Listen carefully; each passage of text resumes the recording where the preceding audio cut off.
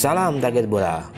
Akhir-akhir ini, naturalisasi pemain sepak bola untuk pemain timnas Garuda lagi gencar-gencarnya dilakukan PSSI yang bertujuan untuk peningkatan kualitas timnas Garuda. Hal ini tentunya tidak ada salahnya dan sah-sah saja ya Besti Football.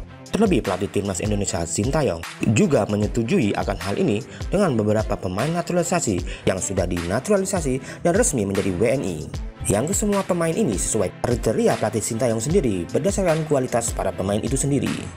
Sistem naturalisasi yang dijalankan di Indonesia pada dasarnya ada dua sistem.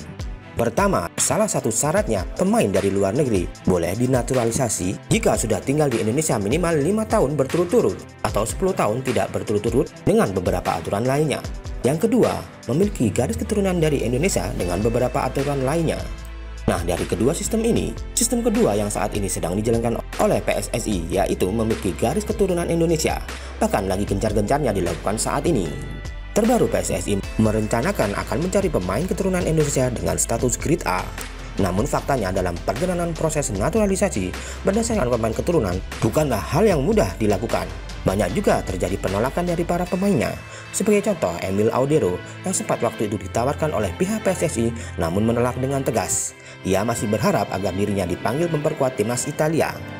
Lagi permainan keturunan yang terbaru yaitu Justin Hafner. Pemain ini lebih maju selangkah ke depan dibandingkan Emil Audero. Hafner telah menjalani proses naturalisasi. Bahkan di tahun 2022 yang lalu, ia sudah bergabung dan bermain untuk timnas Garuda di laga uji coba atau mengikuti turnamen mini di Eropa. Namun disayangkan ia berhenti di tengah jalannya proses naturalisasi. Karena pada saat itu ia dipanggil skuad timnas Belanda U20 untuk memperkuat Belanda dalam uji coba melawan timnas Prancis. Dan ia memilih memperkuat timnas Belanda dibandingkan timnas Garuda. Pemain ini terbilang sama nasibnya, berharap membela timnas mereka, justru mereka tidak dipanggil-panggil. Untuk Emil Audero sendiri memang sejak dari dulu sudah berambisi masuk timnas senior Italia. Namun hal itu tidak pernah terjadi. Pemain klub Sampdoria ini hanya memperkuat timnas Italia di level junior. Terakhir ia memperkuat timnas U21 Italia. Untuk Justin Hafner sendiri sama berambisi ke depannya bisa memperkuat timnas Belanda senior. Terakhir ia bermain untuk timnas Belanda U20 di laga uji coba. Namun justru di laga sesungguhnya pada ajang kualifikasi Piala Eropa usia 21, Justin Hafner tidak dipanggil. Dan baru-baru ini kedua pemain ini dikabarkan ada indikasi untuk kembali berniat memperkuat timnas Garuda. Dan jika berita itu benar, apakah mereka layak dinaturalisasi? Namun yang jadi pertanyaan kita, dua pemain ini jika nantinya dinaturalisasi, akankah bersungguh-sungguh dari hati membela timnas Garuda nantinya? Tentunya kita kaitkan setelah beberapa hal yang terjadi di atas sebelumnya. Kita bisa menilai seolah-olah jika mereka menjadikan timnas Garuda menjadi seperti alternatif yang kedua saja.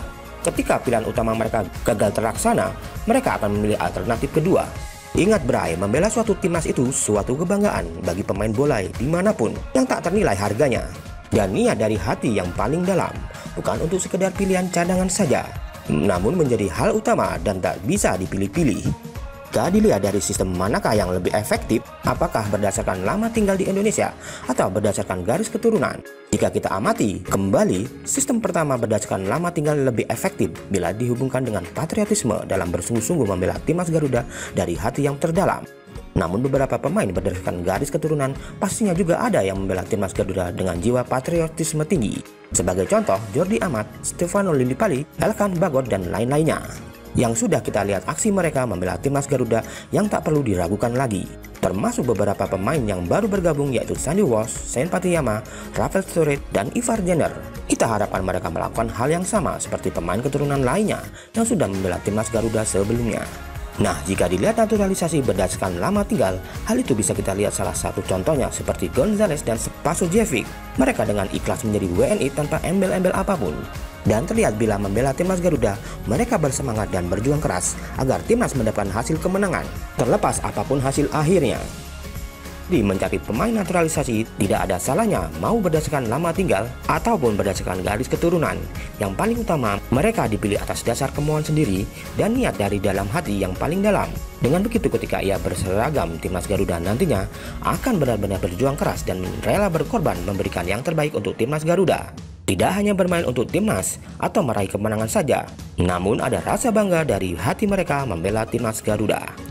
Nah, bagaimana dengan hal ini jikalau Emil Audero dan Justin Hafner berkeinginan kembali untuk dinaturalisasi setelah dengan apa yang terjadi?